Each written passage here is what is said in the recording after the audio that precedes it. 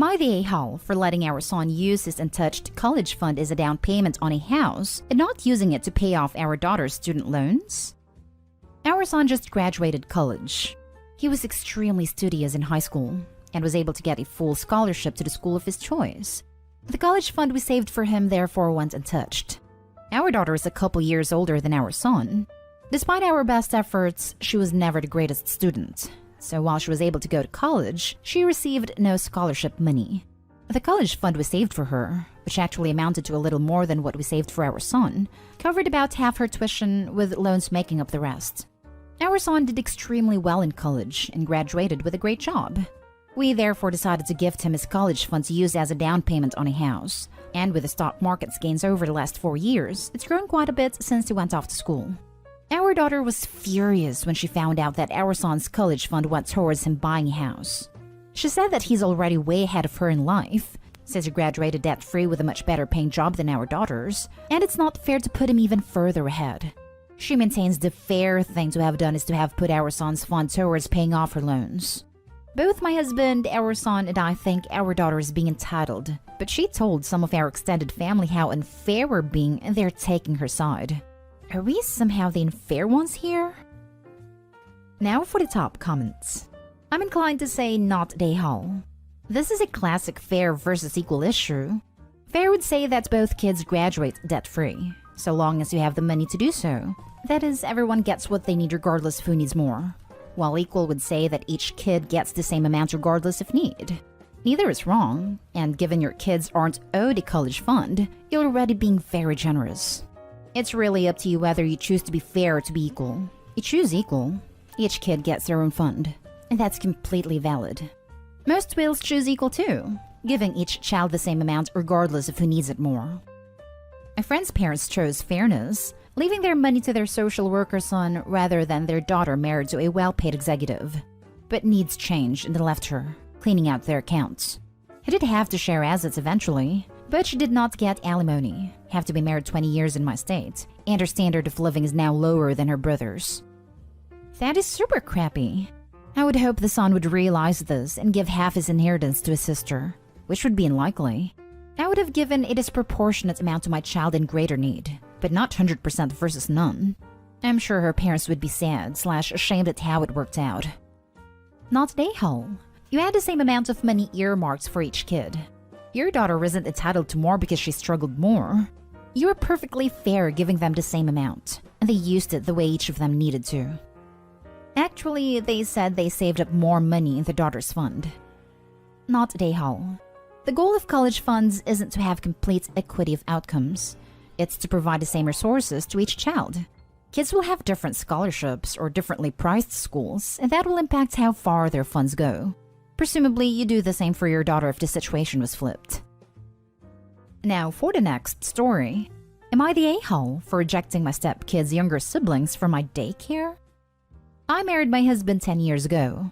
My stepkids were 4 and 5 at the time, now 14 and just turned 16.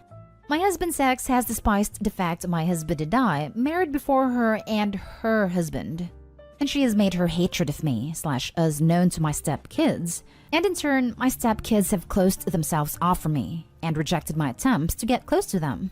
We've been to court, we have presented proof to the judge, taken them to therapy, but mom's hold over them is strong, and her words are taken more seriously than my husband's with the kids. I tried to be a loving, caring stepmother who didn't overstep, but my stepkids have been perfectly clear. I am nothing to them and will always be nothing to them. So I am less hyper-focused in what they think of me. For years, it kept me awake at night with worry and sadness. Now, I'm sad. Breaks my freaking heart that I love them and they don't reciprocate because of some dumb issue their mom had with me that turned to hate. But it's the cards we have been dealt with. I run a daycare. It's the cheapest daycare around because I always dreamed of giving back in some way to working families. And so I was able to make it work. It is popular, but we always do our best to take kids when needed. My husband's ex and her husband have kids together. Their youngest two are not in school, and their household was hit hard by COVID, so they tried to register their kids in my daycare. I rejected them. I did so because I did not feel like it would be healthy to have that extra layer of dealing with each other. The woman already hates me, has told me not to touch her kids. And while I run the place, I also work there. With the kids. So never interacting with her kids will not be a thing that can happen. And I am afraid she would go out of her way to try and get me shut down as some petty revenge thing. The issue is, she was pissed about the rejection and told my stepkids, and they told my husband's family, who now think I'm the a-hole, as well as the ex of my stepkids, because this could have been me showing my stepkids that I'm willing to go out of my way for their other family. And that is fine. Except I have always done my best to be kind, to be friendly, to not fight, and it wasn't enough. I don't see this one thing tipping the scale after a decade. But I want to know if I'm the a-hole for rejecting the kids from my daycare? Not the a-hole. She asked you not to touch her kids. How can you do that if they're at your daycare? OP is being smart and protecting herself, her employees, and her business. All it takes is one allegation, and she could lose everything. Suppose on if the kiddos has an accident. What's to stop the mother from alleging abuse? Part of me thinks that's the mother's end goal anyway. She cannot stand OP. So why out of every other childcare situation known to humanity would she want her kids to be cared for by OP? Not the a-hole. Not the a-hole. Your decision seems well thought out, and you have the right to do what's best to protect your own family and business. I can't even comprehend after everything she has done to you that she would even think this was okay to try to enroll her kids with you. Though it may very well have been another ploy to make you look bad. As in, she knew you'd say no. She knew it would cause more friction, and it was just another way to make you look bad to your stepkids. I'm sorry you have to experience all of this from your husband's ex, but your continued ability rising above the situation is a testimony to your character, and, well, her behavior is a testament to her own. Good luck. Not the a-hole. It sounds like you have a damn good reason not to be anywhere near her kids. If she's already told you not to touch her kids, then tries to enroll said kids at your daycare, yeah, I'd be worried too that she's trying to pull something. Not the a-hole. This would be a crap show waiting to happen if you allowed those kids in. Imagine they have a serious accident at daycare, or even not so overly serious but get a bruised knee, etc. Who do you think is getting the blame regardless of the circumstances? I'm about to sound like an a-hole, but the ex could be picturing a huge insurance payout if something were to happen. 100% you did the right thing rejecting them. This has been my fear too. Like maybe even a small paper cut, I could see sending her over the edge. Next story.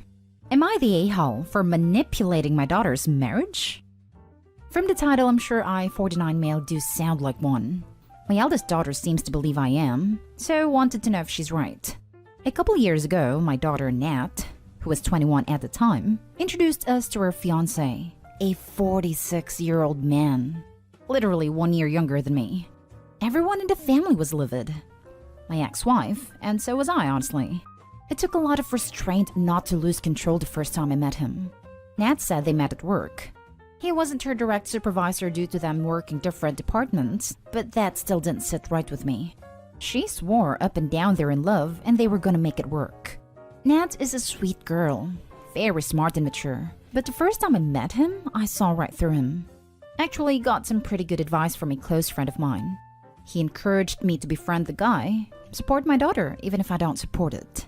But be his friend in a way that makes my daughter see his real age and show how completely different they really are. I wasn't over the top with it, but I did attempt to become close with him, not that I enjoyed any second of it. When they'd come over for a visit, we spent hours talking about politics, work, what our plans were once we finally hit retirement, shared stories from childhood. Sometimes I could tell the conversations would bore my daughter, even when we'd include her in them. It's been over a year since they got married, and Nat decided to leave him a few weeks ago. She asked me for help finding an attorney, so me and her mom have been helping out with that. She left their place, so at the moment she's staying with me. As I suspected, she realized they were not compatible at all, and it just felt weird according to her how similar me and him are. I'll be honest, I'm relieved I won't have to be his friend anymore. Everyone came over for Father's Day.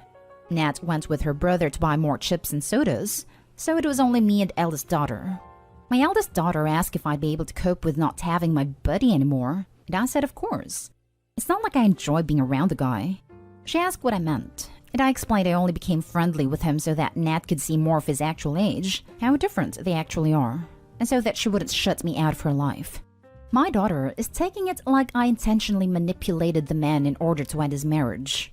She thinks now that I'm an a-hole for befriending him under false pretenses, just to get Nat to leave him, and it's basically my fault they're divorcing. I'm not sure how it would be my fault. Nat said herself she saw how completely incompatible they were. But she does seem to think I was one for being part of why she left him. Honestly, I'm lost here. Am I the a-hole? Added to clarify, this conversation was with my other daughter, not with Nat. Now for the comments. Not the a-hole. You did good. Clearly, you were right about him. If you didn't expedite the process, she would have only realized it 3 to 5 years from now. She's upset because you were right and she was wrong. Sadly, this is the correct answer, only because it sucks she got taken advantage of to begin with. Not the a-hole. You were being polite and cordial, even if you meant to kill him with kindness and expose him, because that's just who he is. A 46-year-old man, her father's peer, not her own. There was no deceit or malice in your actions, only concern and support for your daughter and her husband, even if you didn't approve. I hope she can recover and be well from the divorce, and ends up happy as both an individual person and in any future relationships. If the fiancé had been a rage but unlikable for some reason, the same approach would have been a good one as well.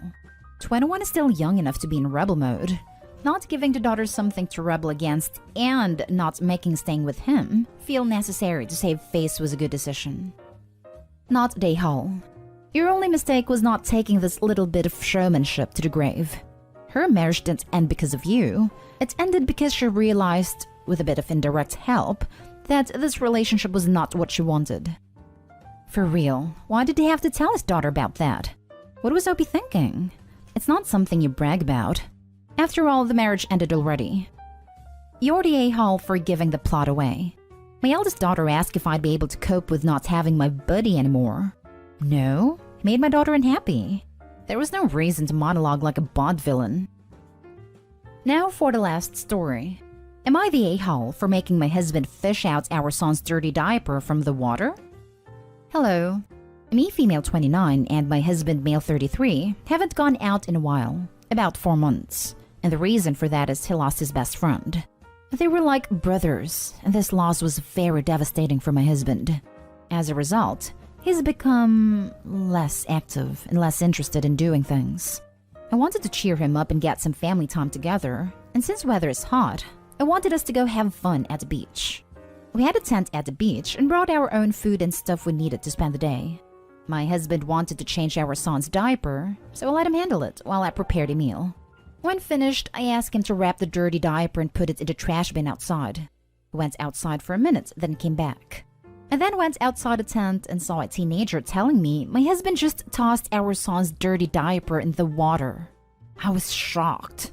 I confronted him and asked why he didn't dispose the diaper in the trash bin. He said he couldn't find it after looking, and decided to toss the diaper into the water because he was too tired to walk further.